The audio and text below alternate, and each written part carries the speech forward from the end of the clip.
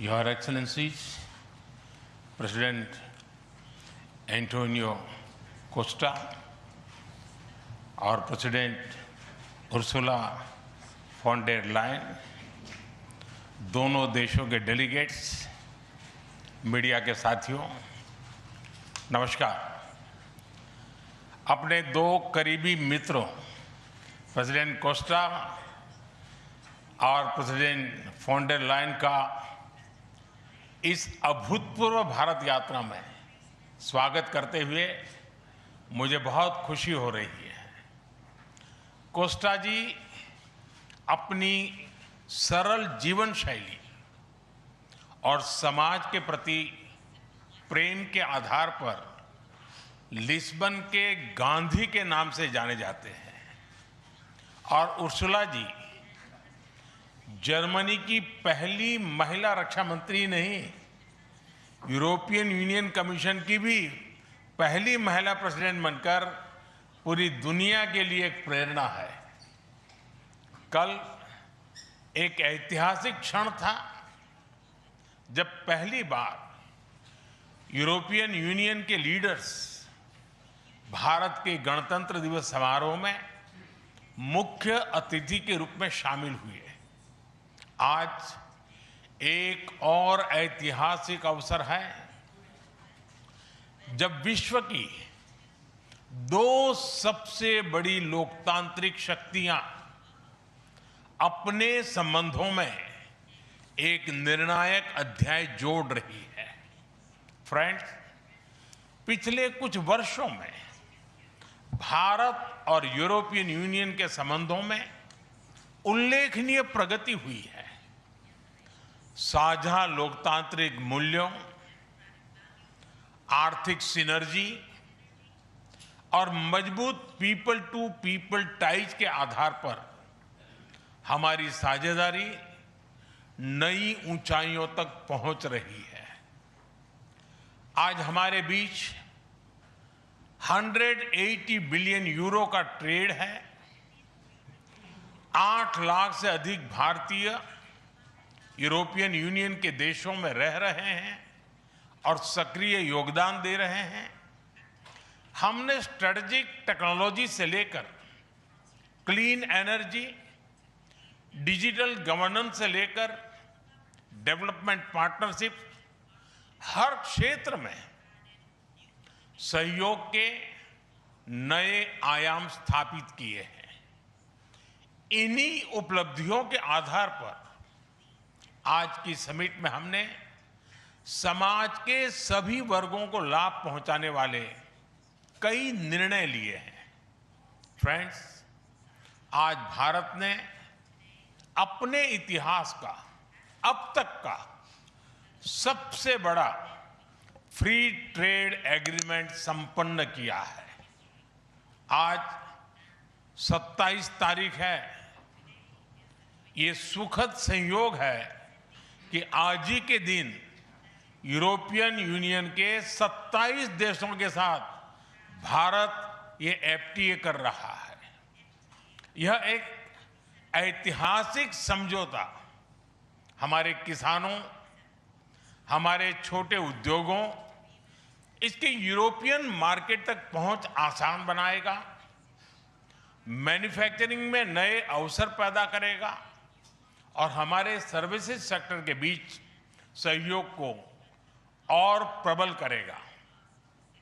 इतना ही नहीं, यह एफटीए भारत और यूरोपियन यूनियन के बीच इन्वेस्टमेंट को बूस्ट करेगा, नई इनोवेशन पार्टनरशिप बनाएगा और वैश्विक स्तर पर सप्लाई चेन को मजबूत करेगा। यानी यह सिर्फ ट्रेड एग्रीमेंट नहीं है, यह साझा समृद्धि का नया ब्लूप्रिंट है।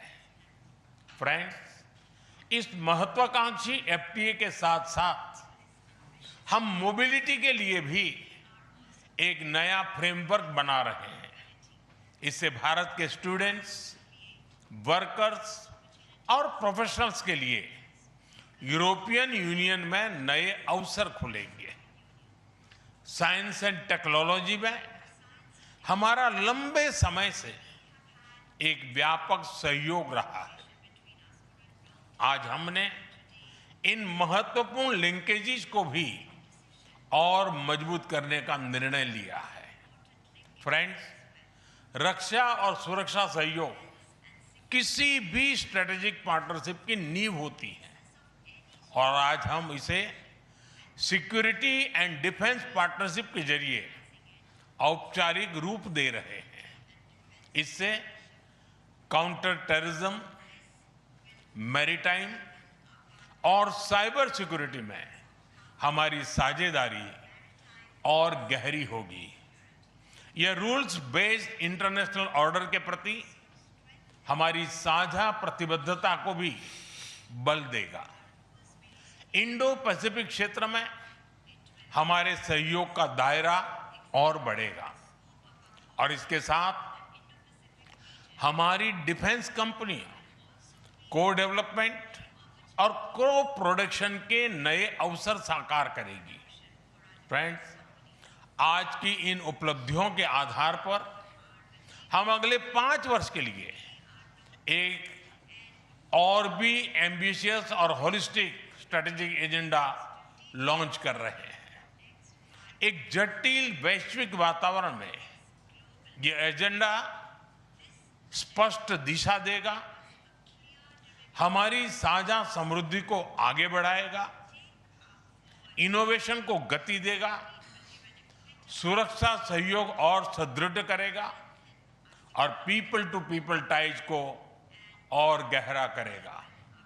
फ्रेंड, भारत और यूरोपियन यूनियन का सहयोग एक पार्टनरशिप फॉर ग्लोबल गुड है।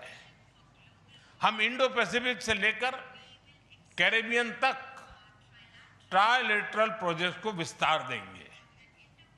इससे सस्टेनेबल एग्रीकल्चर, क्लीन एनर्जी और विमेन एम्पावरमेंट को ठोस समर्थन मिलेगा। हम साथ मिलकर आईमैक कॉरिडोर को ग्लोबल ट्रेड और सस्टेनेबल डेवलपमेंट की एक प्रमुख कड़ी के रूप में स्थापित करेंगे। फ्रेंड्स, आज ग्लोबल ऑर्डर में बड़ी उथल-पुथल है। ऐसे में भारत और यूरोपियन यूनियन की साझेदारी अंतर्राष्ट्रीय सिस्टम में स्थिरता को मजबूती देगी। इस संदर्भ में आज हमने यूक्रेन, पश्चिमी एशिया, इंडो पैसिफिक सहित कई वैश्विक मुद्दों पर विस्तार से चर्चा की। मल्टीलेटरलिज्म और इंटरनेशनल नॉर्म्स का सम्मान हमारी साझी प्राथमिकता है। हम एकमत है कि आज के चैलेंजेस का समाधान करने के लिए ग्लोबल इंस्टीट्यूशंस का रिफॉर्म अनिवार्य है। फ्रेंड्स, राष्ट्रों के संबंधों में कभी-कभी ऐसा क्षण आता है जब इतिहास स्वयं कहता है, यहीं से दिशा बदली, यहीं से एक नया युग शुरू हुआ।